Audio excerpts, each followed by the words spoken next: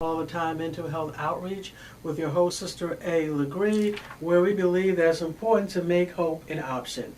You can log on to our website at igbattmho.org to find out more about us. Again, that's It's Getting Better All the Time Mental Health Outreach, providing information and support while encouraging hope and faith. You can log on to our website at igbattmho.org. Yeah, you can definitely do that. You'll get a lot of information, a lot of resources that are on our website. You can also email us at igbatt1@aol.com.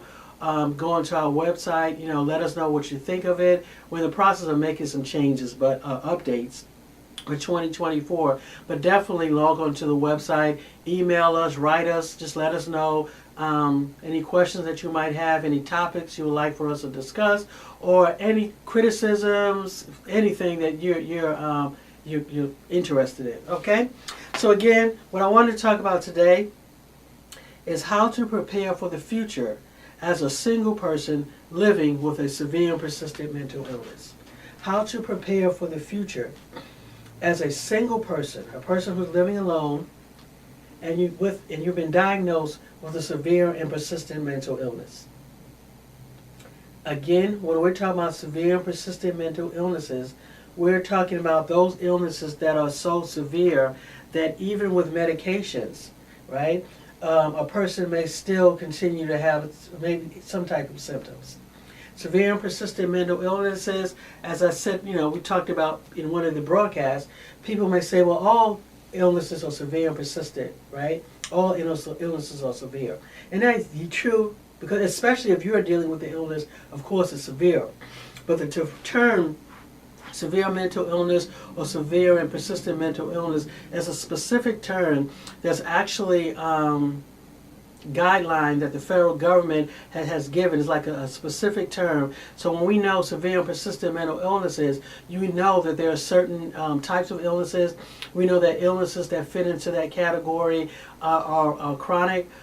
Individuals can range in severity, but these are usually the more severe illnesses. So it's a particular term. It's actually a definition, a federal government definition, if you will. Not saying that any other illnesses are not severe, but we are talking about specifically severe and persistent mental illnesses. How do you live with that? You've been diagnosed with a severe and persistent mental illness. How do you live with an illness, right? Especially as you get older and you're living alone. You find yourself, you woke up one day and you found yourself 30, 40, 50, or maybe even in your 20s, but you realize, hey, I have this illness and I really don't have anyone. What do I do? Okay? Well, the first thing you want to do is don't panic, right? Don't panic. Don't get down on yourself or anything like that. The fact that you're listening to this broadcast lets me know that there is an option. There's a way out for you. Because again, there's always a way out. There's always a plan. There's always a strategy. For whatever situation, negative situation, concern that you have, worry, trouble, whatever you want to call it, there's always a way out. It's just a matter of finding the right strategy, talking to the right people, getting the right resources to help you inform your decision, but there's always a way out. So never panic. It's just that you never thought about it. So now you're now thinking about it, and it's for some people feels overwhelming, but don't let it be, right? Because today what we're talking about is how to prepare for the future as a person living with a persistent mental illness, especially if let's say you're alone, a single person, okay? How do you prepare? Number one, start preparing now. So that's number one. Okay, so one of the things that I have here, and again, this is not necessary in particular order, and you may have some other ideas.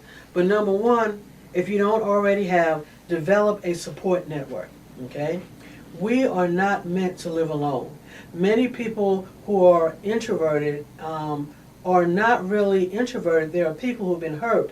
There are people who are afraid. There are people who are allowing bad things that have happened to them to no longer trust people, okay? Even as an introvert, I'm an introvert, and I still understand the importance of support systems. Support systems are important. God never created any one of us to live life in a vacuum, to live life alone. Your support systems may not look like mine and vice versa, but you were not meant to live alone. You were not meant to, I don't like people, people hurt me. That's true. People do hurt people. People are mean to people, but that's not everyone. You can't let those negative things cause you to wall yourself in. Because sometimes some of us are so walled in that you don't have anybody. Okay, you on one hand you're like, yeah, I don't have anybody, and I don't want anybody. I don't want to be around people until something happens, and then it hits you. Then you realize you're depressed until you have to go into the hospital, and for example, and they're asking you to name a next of kin. Do you have someone that we can list, that we can call in case you need someone? And now you don't have anyone, right? And now you feel bad. You don't have to put up a wall or be angry or anything like that. Now it's time to plan. Number one, realizing you got to develop a support system, right? A support network. It's going to look different for different people. What happens when we're living with a severe and persistent mental illness, sometimes you're so focused on the illness. You're focused on managing your health. You're so focused on what you have to do, the runaround, the medications, the doctor, that you don't realize that you're a person. You don't realize that you're a person. You don't realize that you were put here for a reason, that God created you for a purpose, for a reason, and that the illness doesn't define you. That illness doesn't stop you from being who God called you to be. The only thing that stops you is your view of the illness. If you view the illness as something that's insurmountable, something that you can't overcome, that there's something wrong with you, if you believe all of those negative thoughts and you start acting accordingly, then yeah, you're not going to move forward in your life. You're not going to fulfill the plan that God has for your life. But remember, that is not God's plan. We can't let the illness bully us, right? Because having an illness, a chronic illness, especially when you're dealing with symptoms and, you feel different than other people, and you know that you are different from other people. It can bring embarrassment, it can bring shame, it can cause you to kind of withdraw from life without even realizing it. Without even realizing it, you start playing small. You start feeling like you can't do certain things, or shying away from certain things, or feeling like, I can't connect with people, or, I got to be by myself. And before you know it, your life gets smaller. It's like for someone who's dealing with anxiety, right? You start out being anxious about being around people. Then you're anxious about getting in the elevator. Then you're anxious about driving. And what happens is, before you know it, your life gets smaller and smaller and smaller. And before you know it, the anxiety has walled you in, right? It's the same thing with a severe and persistent mental illness. Realizing that it's an illness. It has to be managed. It doesn't have to define who you are. It doesn't have to take total control of your life. You can take control of your life. Remember, you have a destiny. You have a plan. God created you you have a reason for being here. So number one, it's important to develop a support network. Develop a support network by thinking about who you were without the illness, before the illness. Before you allowed the illness to become your everything. Who were you? Right? What did you like doing? Before you started, drinking, before you started using drugs and started getting caught up in prostitution, who were you? What did you like doing? What brings you joy? Look for those things to develop a support network, right? You may say, well, I can't really think of anything. Okay. Then the next thing you want to do, if that doesn't work for you, you can think about support networks, communities that are already built around your illness. So if you have diagnosed with schizophrenia, diagnosed with bipolar, for example, there are support groups that you can get involved with. Excuse me. There are support groups. There are groups like AA. There are groups like alcohol. I said AA, NA. There are all different types of groups. There's NAMI, National Alliance for Mental Illness. There are so many groups that you can connect with. Because remember, support systems, you want to build them now while you can. You can connect to a church. You can connect to a faith-based organization. You can connect to any organization, any group. You can find what interests you, and then look for a group. If you like to sing, maybe join a local karaoke group, whatever you like doing, right? It's important that you find something that works for you. It's important that you find a group or a support network that works for you, because here's the thing. As I kept saying before, we were not meant to live in a vacuum. But one thing what a support network would do, they will provide you with resources and ideas that you might not have ever thought of, right? You might not know where to go get certain things, what certain type of resources. But the more you connect with people, the more that happens. Because again, don't be, hide behind the excuse, well, I'm an introvert, okay? That does not have anything to do with you not having a support system. Your support network may not be hundreds of people, but it could be one or two, okay? Don't let your, sometimes we think we're a certain way. Okay, this is how I am. And the reality is, we are that way because of the illness. We're saying that we're that way. We're that way because we're settling. We're that way because we allow our illness, those negative thoughts, those chronic thoughts, those thoughts that are not helpful. Because if you're having thoughts that take you away from the plan, that take you away from living, that keep you small, then those thoughts are not helpful. But see, the thing about those types of thoughts, they're protective thoughts, because then I don't have to worry about being hurt. I don't have to put myself in a situation where people can take advantage of me, or where I feel vulnerable, or where people will laugh at me, right? So we create this life. We tell ourselves that I'm not this, when it's not really true. You don't know who you are. Right? Because who you are and who you think you are is developed around your deficiencies or around other people's deficiencies. Once you allow yourself to live fully, to be fully present, then you can find out really who you are, what it is you really don't like. You are a victim of sexual abuse. You don't really know who you are because that was taken from you, right? You just decided who you are based on something negative, whether it's abuse, physical abuse, whether it's a disease, whether it's a sickness, right? You owe it to yourself to really find out who you are. And the only way you're going to do that is to put yourselves in situations where you may feel a little uncomfortable. But again, those support systems are important. And I harp on that because a lot of people will say to me, no, I don't like people. Think about it. Why are so many of us against people when it's people who have your answers? When it's people who can make life better for you? When it's people out there who can support you? Okay, so just kind of keep that in mind. So again, develop a support network. Number 2, as much as possible, auto-renew your medications. Find the right pharmacy, right? First of all, let me back up. Think about what it is that you need to live, okay? In order to live, what would you need, right? Pull out a pen or paper and say, okay, if I couldn't come out of the house for 30 days, there was no DoorDash, there was no delivery, okay, no food delivery, there was no no delivery, no Walmart delivery, nothing like that. How would you live? Okay, what would you need for at least 30 days, right? So that means you would need food. You would have a supply of medications. You want to have a supply of whatever it is that you need, right?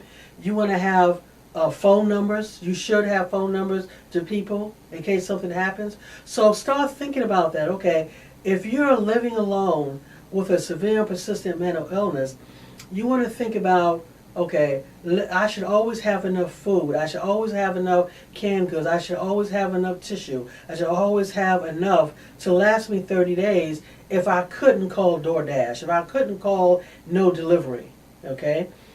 Do I have enough to sustain myself? Do I have enough medications? Because remember, I don't have anybody to call, right, in this scenario. So again, you always want to plan. Goes back to your medications. Do you have enough medications to last you 30 days?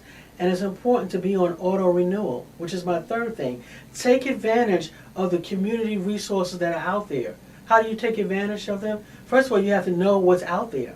Okay? You have to know what community resources are out there, and you want to begin to explore them now, so in the event you need to utilize them, you'll already have information about them.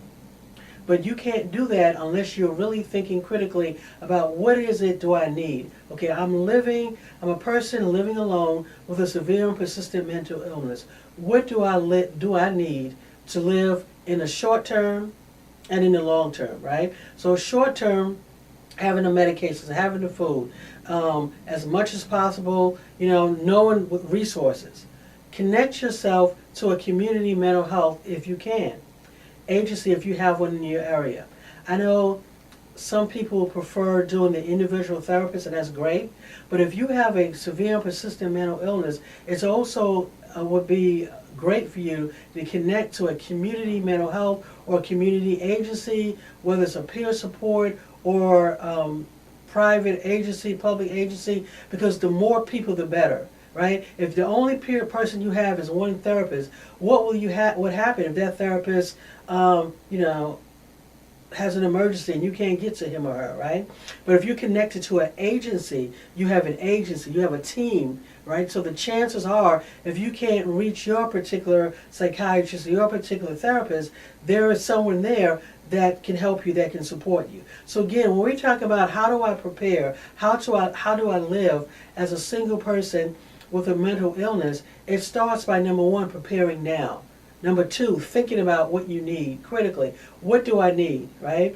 Don't do like I do sometimes, and I know some of you do it too. When you say, okay, let me put together a emergency kit for my, in case I get snowed in, and then you go and you just pull any crazy, not crazy, but any canned goods.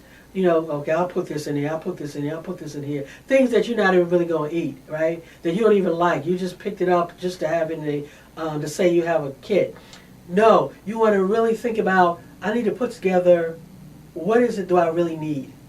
Okay, I'm living alone.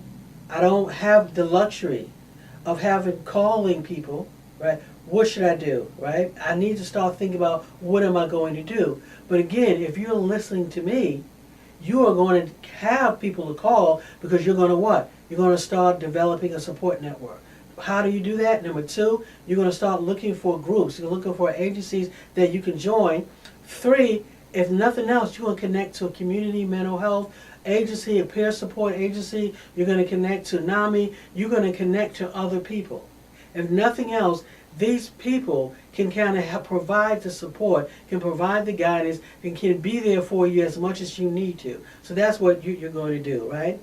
The next thing you're going to do is, okay, number one, let me go over this again. Develop a support network. Come up with a plan. What do you need to do? Develop for 30 days. Connect with a community mental health that has a variety of services and that is connected in some way to the state. That's even better if you can do that. And then you want to auto-renew any medications, anything that you need to have. You want to, as a single person, you want to always make sure that you have your appointment scheduled. You want to make sure that you have your doctor appointment scheduled, that you're prompt. You want to make sure that you connect with people, okay? That's so, so important. And then also what you want to do is not get down on yourself, right? You don't want to get angry about the situation that you're in. You want to realize, hey, I'm in this situation because, the choices I've made, because of some things that have happened, but I'm going to make a difference, right? There's nothing wrong with me because I don't have a support network, but now that I'm getting older, now that I realize that I'm dealing with an illness, a chronic illness that needs to be managed, I understand that managing my illness is going to involve me connecting with people. It's going to involve me connecting with support systems, right? You don't want to wait until you need someone. I see a lot of people are bitter, and they're bitter because they need someone. They have to reach out now, and they don't like it, having to reach out now because they don't like the way it makes them feel. They don't like feeling vulnerable. They're embarrassed, or they think the people are looking at them in a certain way, and that's not the case. So again, it's really important for you to prepare to plan now. If you need some ideas, give us a call. Reach out to us, 1-800-216-9015. Email us at igbattmho igbattmho.org. Go into our website, or you can email us at support@igbattmho.org. Okay, so definitely preparing is the number one thing that we can do when you're living with a severe and persistent mental illness. I'm just looking because my computer is about to go down. So that's so important. How do you prepare for the future as a single person? Well, number one, realize that you do have a future to prepare for. Number two, pull out a pen or paper and begin to write down what you need. Write down what you need. Also, you want to begin to think about the people in your life who you can reach out to, right? You want to think about the people in your life that you can reach out to. And you may say, I'm sorry, my computer was acting up here. You might say, well, I don't have anybody. This is a time to develop support networks, okay? This is a time to do that. And again, the network will look different. It doesn't have to be a whole bunch of people. It doesn't mean you have to go somewhere and be the